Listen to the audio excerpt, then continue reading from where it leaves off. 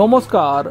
তাহলে এটা কি আরও একবার প্রমাণ হয়ে গেল পশ্চিমবঙ্গে তৃণমূল সরকারের সময়কালে অন্তত নির্বাচনটা যদি ঠিকঠাকভাবে হয় তাহলে তৃণমূল প্রত্যেকটা নির্বাচনে এইভাবে পরাজিত হবে এবং সেক্ষেত্রে বিরোধী রাজনৈতিক দল বিজেপির জয় হবে।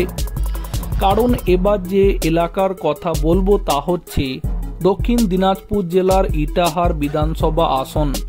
যে ইটাহার বিধানসভা কেন্দ্রে যদি 2021-এর পশ্চিমবঙ্গ বিধানসভা ভোটের ফলাফল দেখা হয় তাহলে এই ইটাহার বিধানসভা আসন থেকে তৃণমূল 40,000-এরও বেশি ভোটে জিতেছিল। আর এবার সেই ইটাহার বিধানসভা কেন্দ্র থেকে যে ফলাফল উঠে আসছে, কার্যত রাজ্যের শাসক দল তৃণমূলকে পর্যদস্তু করে বিজেপি জয় পেল।